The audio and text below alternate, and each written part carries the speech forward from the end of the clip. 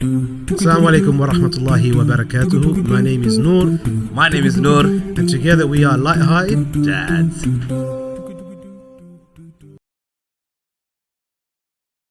As parents, when we raise children, mannerisms is adab, yeah? Yeah. And then the akhlaq is something that is a bit more intrinsic, yeah? And that's something that is developed and nurtured over time, yeah? So with children, they could have bad akhlaq because we've raised them in a certain way, and that's bad. And this is something which they need to, that we should be very mindful of, that the way we project ourselves and what we do, children, remember, copy that. So they model whatever they see in adults. So they always say, like I said, actions speak louder than words. And so children, if they're seeing that you're always doing something in a certain way, then they're going to copy those kind of things. And that's why it's really important. Like we talk about character. I remember listening to this talk. It's a strange one, very strange thing. But there's this guy who grew up, used to have a habit. This must have been years ago, but basically, whenever he used to eat his food, after you have his bone for his chicken, he'll chuck it out the window. Yeah, just eat it and chuck it out the window. Eat it and then chuck it out the window. Yeah. So this is something that was a learned habit from his parents. So then what's happened is now he's got married. His wife's walked in, and he keeps on doing these things. Eventually, lead to, but these are small things of a person's character because they've brought up in this certain way. So it's really important, that sometimes you don't realize, but when raising children, whatever we're doing, our kids are picking up on it. So you've seen that cases where, mashallah, the good side, if you're always praying, the child then sees and they imitate, all of your ruku and sujood and all of those things, mashallah, excellent. And there's other times they copy exactly what you say. So imagine now you're a child that as a parent, you always say, I don't know, shut up. Soon enough, your kid's going to say one time to you, shut up. Yeah, because they're learning that behavior, they're learning that characteristic, and then it becomes something ingrained. And once it's there, that's really hard to change. It's really hard to change, so that's why it's really important that we do. So as parents raising children, important that we raise them on good characteristics, because Islam is really filled with all of this. It's all about the character of an individual. Okay, let's get to this point, yeah. Someone might say, hey, I now know my character is flawed. I now know that I've got issues, my upbringing, and the way I am is because of years of build up. How do you reverse it? How do you change? How do I say, okay, today I'm gonna be, from now onwards, I'm not gonna swear, I'm not gonna chuck the bones out the window. I'm gonna, like, I've got a bad habit. After I come from football, I go to the bathroom, leave my clothes on the floor, expecting my wife, not expecting actually, it's just I just don't do it. I just leave it there, and my wife would literally take that clothes, put it in the washing machine, clean it, dry it, and put it back in my wardrobe. I'm just thinking, hang on, it's not really nice. And like, my wife's tried to show me how to operate in a washing machine a couple of times actually, in the most nicest way. She goes, look, you could help me out here. I just do it once or twice and I just stop. Like, I'm asking you, how do I change that? That's a bad character. At first, when you were telling me the story, I thought it was anecdotal. Then I realized you're actually talking about yourself. Yeah, I'm talking about myself. I thought, okay, right, yeah. Now, how do I change that? Like, it's a good question. Now, this is something that I've covered. Actually, I cover it in one of my courses. Plug-in. What, Involved Fathers? Yeah, the Involved Fathers, the 3 T's of Islamic parenting. Nice. One unit, that's all. I was talking about that earlier to a brother actually, and he was like very intrigued. I was actually speaking to one of my sisters, and she's like, "Oh my God, you need to get your brother-in-law on this, because at the end of the day, he's involved with the kids, but he doesn't know what to do with the kids." So it's quite interesting. Anyway, carry on. So yeah, with that, we talk about habits now.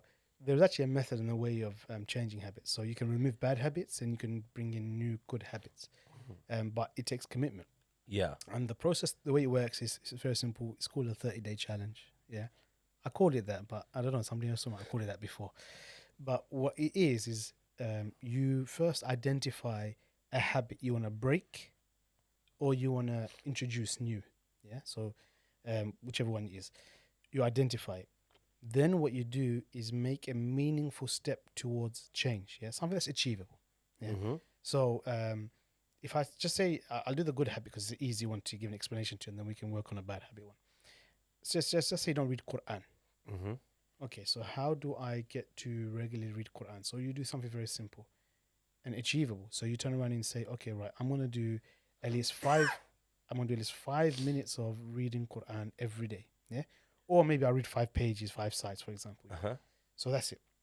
So then what you do is you set this, and you do it as a 30-day challenge. You got your calendar out, the 30 days mapped out, and then what you do is for those things like that. For Quran's the easy one. Just put it in your diary.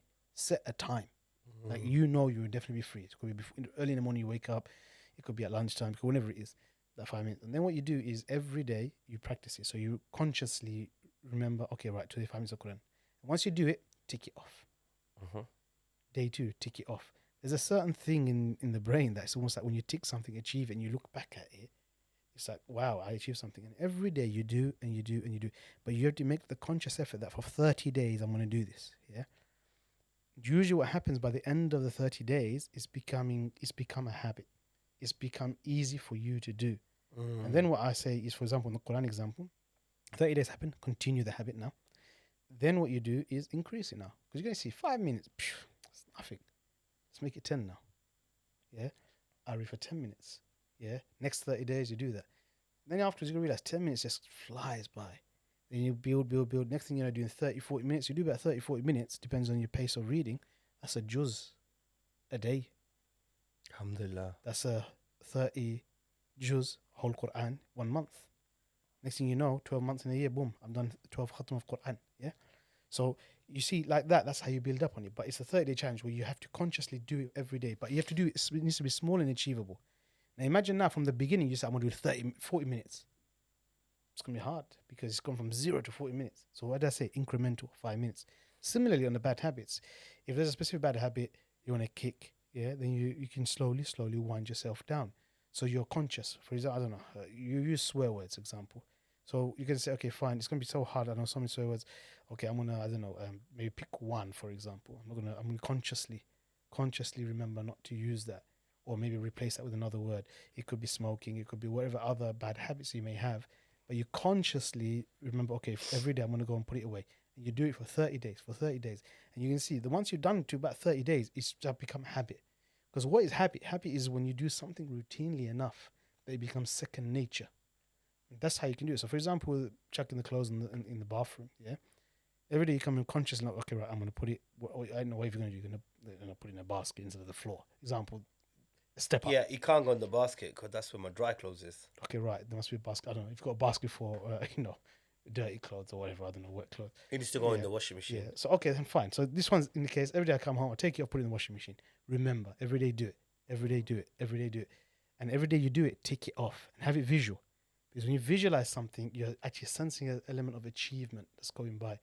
Once you get to 30 days, you're going to see generally 90% of the time, it's just becoming so easy for you now. So that's just habit. Boom, What the thing is, like, it's so good saying that, yeah, but even like ticking things off, it's just a habit or a skill that I don't have.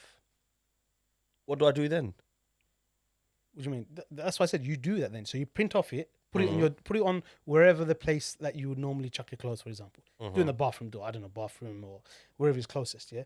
So then you can, so it acts as a trigger, the reminder for you.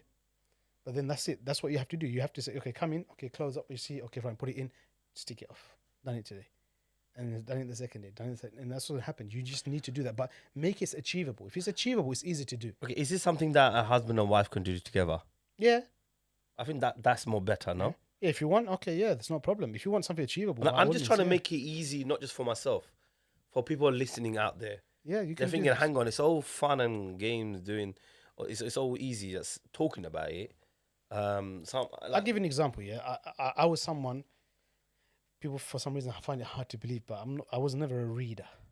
Yeah. No way. Yeah, exactly. I would never thought that. You go. It goes at that, innit? No way. Yeah. You've always seemed like a nerd to me. Yeah, so I'm joking. So basically, book nerd. That's it. So, not a normal nerd. All I did was even when I was at school and college and stuff like that, I only read for the sake of reading for the class that I needed to get it done for. Yeah, I didn't even do that. Yeah. You just copied the guy next to you, or he did it for you. Yeah. I don't want to go there in case there's you get done for a lawsuit. Yeah.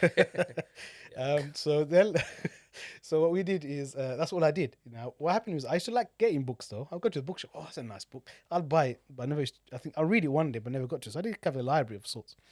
Now I I would went. never thought Yeah, that because like your kids, yeah, mashallah, like from what I've seen, and even yourself, like you're always talking about books and yeah. I'll come into that point. Yeah, exactly. So then what's happened is all of this times happened where this has gone by, in the years go by, I only read like because I was asked, "Oh, can you deliver something like a class or a thing on this specific topic?" So okay, I had to now read the book to cover it, to get the notes and stuff. So it's like a forceful kind of thing.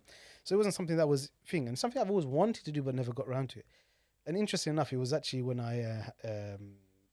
like I said, my moment of awakening came a lot during the cancer period. And that's a separate topic we can discuss. That's a bit somber, so it's not very light-hearted. But at that time, after I've finished my chemo and everything else, I was like, okay, right, I really want to focus on my own self and development. And I highlighted areas of things I want to do. One of them was reading. So, so what I did, without knowing that this process exists, was exactly what I've told you to do. So, what I did was, I thought, okay, right, I want to read books, but there's so many books I want to read, especially Islamic books, but some of them are quite dry, aren't they? So let me just get a bit of water. go on. So some of them are a bit dry and it's quite hard, and because it's quite dense books. So I focused on, okay, right, what's going to be interesting, and I looked around. There's so many books I heard of. So one of them was, for example, 1984 by George Orwell. Yeah. Now it's referenced so many times. It's a novel, and it's one of those things I thought, okay, let me read it because I keep on hearing reference about we're in an Orwellian state, and all about 1984, and this book was written years before, I think in the 50s somewhere or something like that, by George Orwell. Now, and it's predicting a future that will exist, and it's where it's like a police state effectively, and a lot of his stark similarities to today. It's amazing. So I got that and I thought, okay, let me start with that one. Yeah, it's a novel, it's something maybe a bit more interesting. So I started reading, and I remember I never used to read. So what I did, the same thing was every day I made sure that I read. So I started off a few pages, I reading, and I kept on going and going, and every day, but I made sure every day I read. Achievable. But guess what? I did, even within the 30 days, I was reading more than that, because as I was reading, I'm like, oh, this is so interesting. And I reading the next page, yeah. And I never ever felt that a book could ever give me like, oh my God moment. Like imagine you're watching a film and suddenly there's like a plot twist and you're like, oh my days, I didn't see that one coming. Or you're like, wow, that's so cool. But I never thought a book could do that to you. No way. And I was reading George Orwell, and those who have read it would know a scene where basically suddenly I was like, oh, I didn't see that one coming. I didn't realize that the picture on the wall was the screen that was basically recording them. I was like, what? I couldn't believe it. But the thing was, it just showing that I actually really got into the book. And next thing I know, that after the 30 days, reading is just like easy. And what I actually did was I took inspiration from Dr. Asim Qureshi, because he had this thing out where he's going to read 100 books, yeah, in a year. And he did 100 books in 90 days, man. I mean, sorry, in 9 months. 100 books in 9 months. Yeah, smashed it. So I got inspiration. I thought, let me try it. I thought, okay, so I set myself a target. So, okay, all right, what I'm going to do, I'm going to read 50 books in a year. What does that work out to be? About a book a week, isn't it? 52 weeks in a year, yeah? So then I said, I started with 84. I went through. It took the longest, but it's a quite a meaty book, yeah? But then I went through, and then the 30 days went past, and it's a habit. I'm just reading every day. Every time I'm free, I'm picking it up, I'm reading. And once I completed it, just to sit back at paperwork and look at it, wow, I actually read that, yeah? And then I was thinking, but the thing was, is as I read past the 30 days, it became habitual for me. And then as I read, I looked at it and I thought, whoa, man, what have I been doing my whole life? There's so much to read. And I was just really enjoying it. And then I went for the next book, and then the next book, and then the next book. And then I started varying it. So there were some novels. I was looking at dystopian novels mainly at first. Then I moved on to, for example, history, biographies, Islamic studies books. And I rotated it around. I did a lot of self-help books. I want to do this. Yeah. But when I did that, it was just amazing. Now my house is full of books.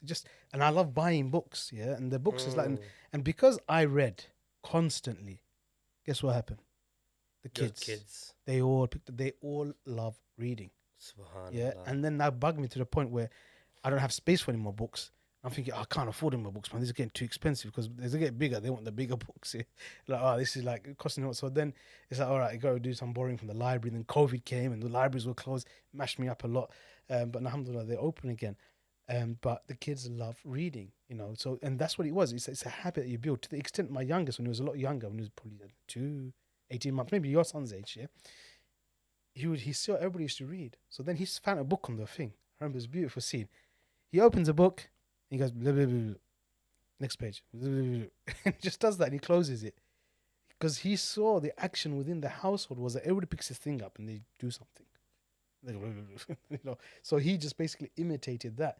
And it becomes a learned habit. And so they all read. And it increases then their literacy, in just being more creative and all of those kind of things. But that was something I used this method with, which is basically I did something achievable. I said, okay, I read at least a page, at least 2 or 5 pages a day. And then I built on that. Alhamdulillah, I managed to complete the 50 books within 1 year. That was a massive achievement. It was like 50 different books. And I look back at it, alhamdulillah, it was a really great achievement. And so, you know, it's those kind of things that you can really make change in. Similar things you could do with everything.